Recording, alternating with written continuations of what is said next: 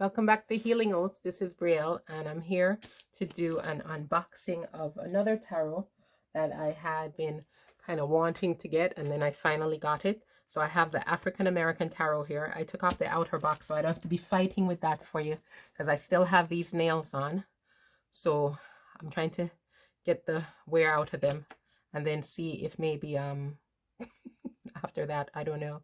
But here we have the African American Tarot, beautiful box with two really nice, beautiful pictures on there. This looks like a king, and there's definitely a queen. So let's see.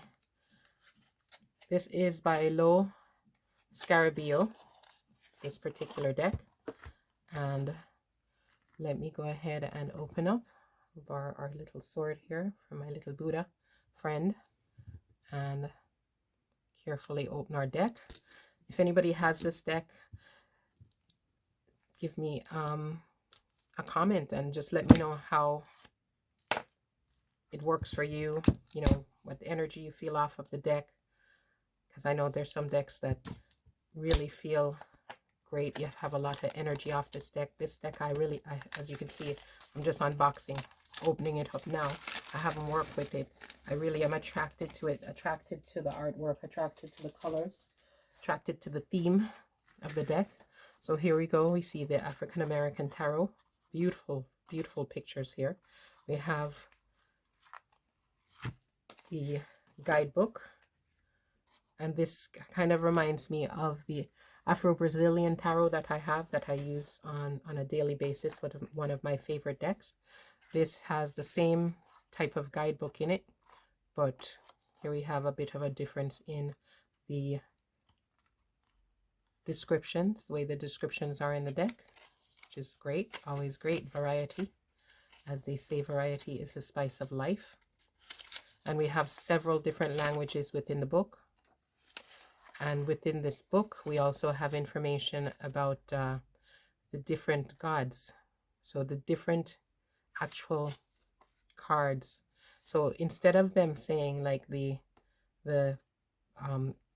Ace of Cups, it's chalices, and the ace is a different god or goddess, or the card is a different god or goddess. So the ace is book, the goddess of water and the origins from Sudan. It's a generating force, vital energy, inexhaustible source, vitality, abundance, and love. And that would indicate the Ace of Cups. So let's see. Ooh, beautiful, beautiful cards. Good size cards also. So let's see. We have that card right here. Get it for you. That depicts this goddess book, the Ace of Cups. Beautiful, definitely. Can see that definitely she's a water goddess. She's here pouring out the water, the abundance of the water around her, the lush surroundings, the fact that she's adorned in jewelry, in even the coloring, the gold and the red coloring. So that's definitely beautiful. But each one of these cards represents a god or a goddess, which is fantastic. It's also in Italian. I'm seeing that it is also in, it looks like German. It's in French. So French, Italian, German, and English, and Spanish. So that's good. That's really good. All right. So let's take a look at some of the cards. I will do another video which will have a complete flip through in it. So we'll have that coming up. Let's look at the next card.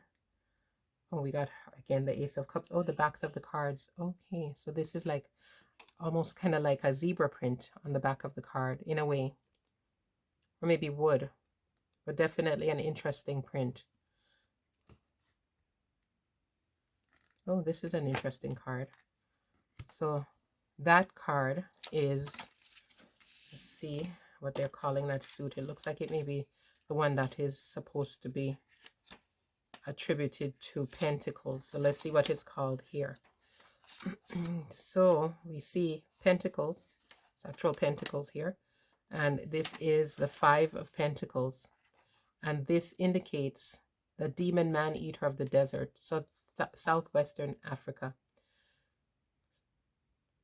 And it speaks about indigence, difficulty, poverty, lack, shortage, and desolation. It mentions also here Sojourner Truth, which is a famous, influential Black person from 1797. We don't know when Sojourner Truth was born, in Battle Creek, Michigan, or they think it was 1797, and then died in 1883. So what is happening here is, I should have really read the beginning of the book, because it speaks about the knowledge that the first man was African, and that this was, human race got its start in Africa. And the African continent was the cradle for mankind for many years and developed many great civilizations. And that this common origin is the cornerstone of this deck. And this deck is based on a number of key concepts. The archetypes. So each traditional arcana is associated with an archetype that links to the structure of the deck, designed in such a way as to be transcultural and independent of any specific African origin, culture, or ethnic group. Then there's mythology, the cards associated with one or more of the divinities of the African origin, whose nature reflects that of the corresponding archetype. Tradition, the traditional tarot structure is kept also, and the esoteric symbols of Western culture are replaced in the most literal way possible with symbols of African origin. The next is association. Each mythical aspect is connected to the equivalent historic reflection, well defined in Afro-American culture. And it says the idea here is that the reader can find two different levels of reading. First, the most obvious permits the reading of abstract and the general message proper to the myth. And this gives the tarot sufficient detachment as to not to oversimplify the intuitive path. The second is less specific and enables a Western reader of African origin to discern a deeper bond between the images and myths and his or her own experience and cultural identity. This element of recognition is the emotional vehicle that brings energy to the consultation. And here it says Anansi's Web, which gives a layout of a reading that you can do. The major arcana, the Fool, is linked to the soul. It's called the soul. The light side is instinct, curiosity, rebellion, freedom from preconceived ideas. The shadow side, simplicity, childlike sentiments, confusion, irresponsibility.